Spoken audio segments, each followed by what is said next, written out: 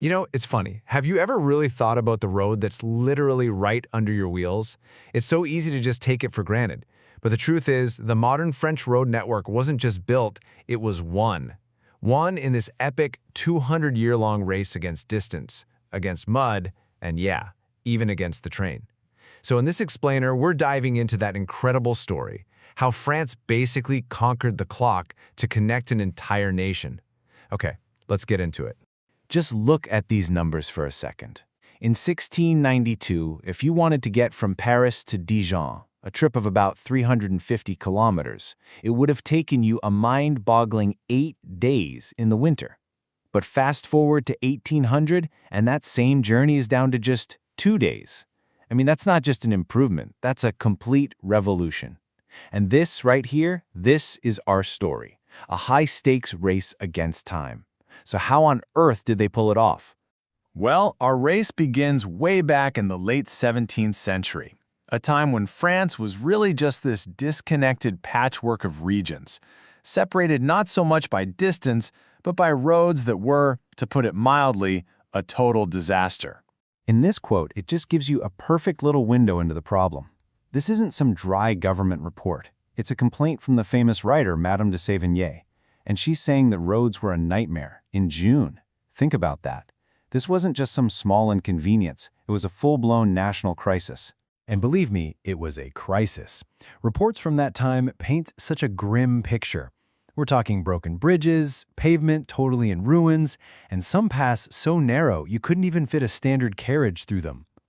The roads were often just these impassable bogs. They even had a nickname for them, bourbières, which means quagmires. And traveling in the winter, yeah, you could pretty much forget about it.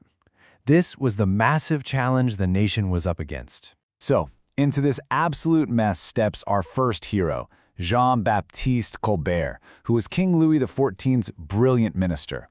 He got it. He saw that a disconnected France was a weak France. And his vision was so ambitious, but also crystal clear. Create a centralized national road system.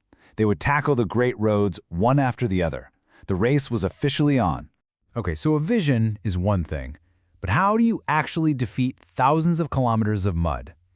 Well, the answer wasn't just about throwing money or people at the problem. It was about brain power. It was about a whole new scientific approach to building a nation. And this was the real game changer. The creation of this elite group in 1716, the Corps of Bridges and Roads. This was a national, professional team of civil engineers. So for the very first time, France had this dedicated scientific army, you could say, ready to wage war on its broken infrastructure.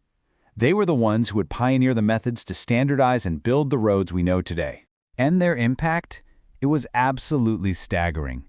In just over 70 years, these engineers oversaw the construction of 44,500 kilometers of new roads. To give you some perspective, that's more than the entire circumference of the Earth. It just shows you the incredible, unbelievable scale of their success.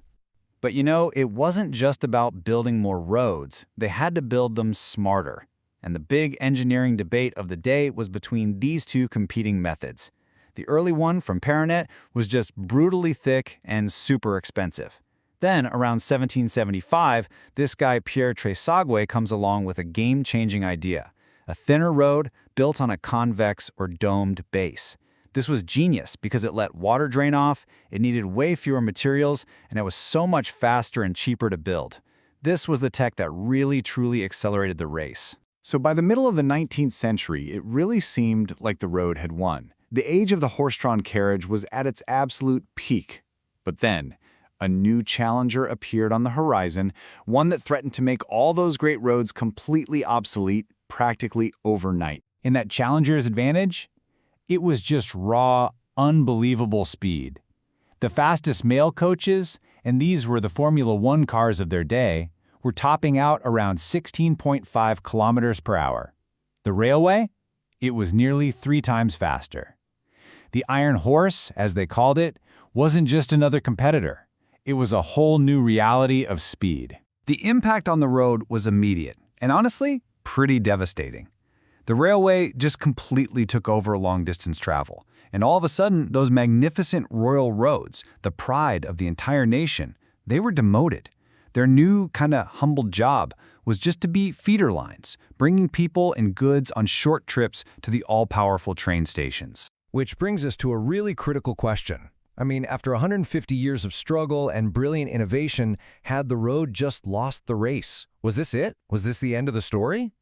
Of course not. No way. Because just as one invention was threatening to kill the road, another one came along to give it the spectacular second life. The road was about to fight back. And that invention was, you guessed it, the automobile. It was a perfect match for the road network that already existed. But there was one massive, massive problem. The old roads, made of compacted gravel, were never designed for the speed and suction of rubber tires. The result was a brand new enemy, one that was blinding and incredibly dangerous: dust. And this wasn't just some minor annoyance. It was deadly. In 1903, Marcel Renault, yes, from that famous car-making family, was actually killed in a race because he was blinded by the dust cloud from another car. The lesson was brutal and clear. For the car to succeed, the road itself had to evolve one last time. The solution was an innovation called du drainage, or basically tarring. The engineers developed this new method to adapt the old roads for the new age. The process was pretty straightforward. They'd spread hot tar over the old gravel surface, cover it with a layer of sand or more gravel, and then a heavy roller would compact it all down. What you got was a smooth, solid, dust-free surface that we all recognize today. The asphalt road was born. So we've seen the road born in mud, perfected by engineers, nearly defeated by the train, and then saved by the car. Let's wrap this up by looking at the incredible legacy of this 2-century-long race. First, let's just take a moment to appreciate the sheer scale of this transformation. Between the late 1700s and 1930, the density of the French road network, so the amount of road per square kilometer, it increased by over 13 times. That is nothing less than a complete and total reshaping of an entire country. And why does any of this matter to us today? Because the principles they figured out during this race are still with us. The idea of a national road numbering system? Yeah, that started way back in 1803. The whole concept of the state engineer as a key public figure, that comes from the Cour des Ponts. And even the debates we have now about public funding versus private tolls, and the very idea of designing roads for specific speeds, all of it, all these foundational concepts were forged in the great French road race. So the next time you're driving, just remember the centuries of innovation that are right there, underneath you. The road isn't some static thing. It's a technology that has constantly had to adapt. It survived its greatest rival, and it gave birth to the age of the automobile. Which leaves us with one final thought to chew on. What's the next great challenge that's going to force it to evolve all over again?